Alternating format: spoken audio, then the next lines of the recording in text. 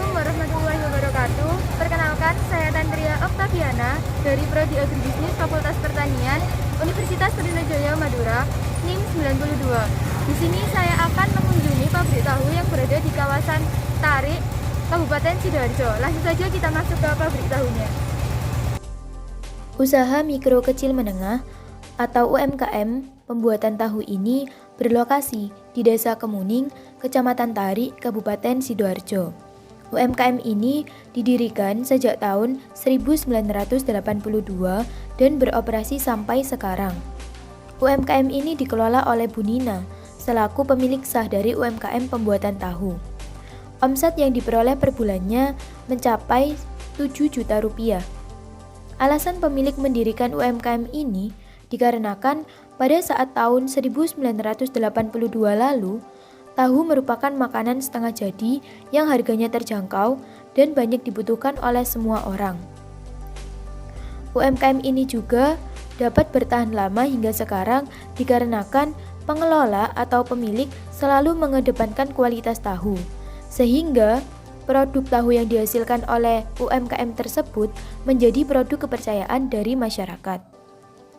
Selanjutnya, marilah kita simak video cuplikan wawancara dengan Ibu Nina selaku pemilik dari UMKM pembuatan tahu. Selamat menyaksikan.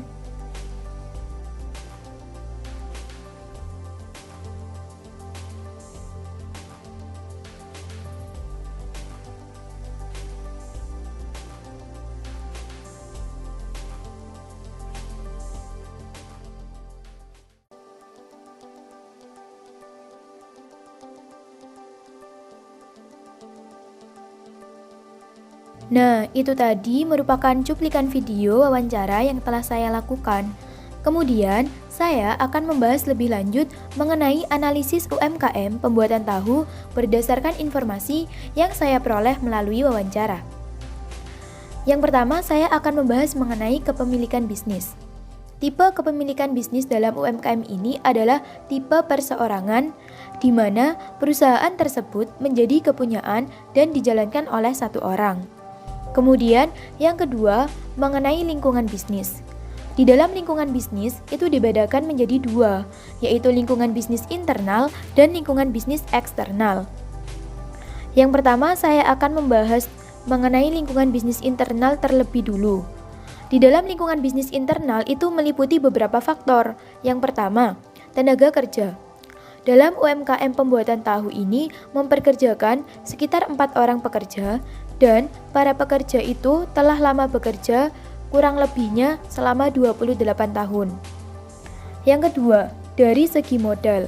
Modal awal yang dikeluarkan UMKM ini sebesar 50 juta rupiah dan berasal dari uang pribadi. Yang ketiga, dari segi bahan baku. Untuk bahan baku yang digunakan dalam pembuatan tahu adalah kedelai. Yang keempat, dari segi peralatan produksi. Peralatan yang digunakan untuk membuat tahu yaitu ada wadah untuk merendam kedelai, mesin penggiling tasudo, plastik besar ataupun ember, rak bambu, dan lain-lain. Selanjutnya, saya akan membahas mengenai lingkungan eksternal bisnis yang juga meliputi beberapa faktor. Yang pertama ada pelanggan. Ditinjau dari sisi pelanggan, UMKM pembuatan tahu ini memiliki pelanggan tetap yang selalu membeli tahu dari UMKM tersebut dan dijual lagi ke masyarakat maupun ke toko-toko. Kemudian dari segi pemasok, UMKM pembuatan tahu ini memasok bahan baku tahu yaitu kedelai kepada satu penjual yang telah dipercaya sejak lama. Kemudian yang ketiga, distributor. Dari segi distributor, dalam melakukan penjualan, UMKM ini tidak melakukan distribusi tahu ke pasar-pasar dan hanya menjualnya terhadap pelanggan tetap yang selalu membeli tahu dari UMKM tersebut. Kemudian ditinjau dari segi pesaing. Untuk menghadapi pesaing yang bergerak di bidang yang sama, pemilik selalu mengedepankan kualitas tahu. Ditambah lagi, UMKM ini telah menjadi kepercayaan masyarakat sekitar. Kemudian, selanjutnya saya akan membahas mengenai struktur organisasi. UMKM pembuatan tahu milik Ibu Nina ini memiliki struktur organisasi bisnis yang sederhana, meliputi pemilik usaha, yaitu Ibu Nina, kemudian bagian pemasaran yaitu Bapak Gito, dan bagian produksi yaitu Bapak Jamin, Bapak Jeki, dan Bapak Jayus. Selanjutnya, saya akan membahas mengenai manajemen sumber daya manusia atau MSDM, yang meliputi beberapa faktor. Yang pertama yaitu perekrutan dan seleksi. Selama UMKM ini berjalan, dalam menentukan tenaga kerja, siapa yang akan bekerja dan siapa nantinya yang akan diterima, UMKM ini tidak melakukan seleksi khusus. Hanya saja, jika orang tersebut memiliki keuletan untuk belajar bagaimana cara membuat tahu, kemudian bagaimana cara meningkatkan kualitas tahu dengan baik, kemudian tekun, ulet, maka pemilik akan langsung memperkerjakan orang tersebut. Kemudian yang kedua, penilaian kerja terhadap karyawan. Untuk penilaian kerja yang dilakukan oleh pemilik menilai dari segi keuletan, ketekunan, dan kejujuran dari masing-masing pekerja.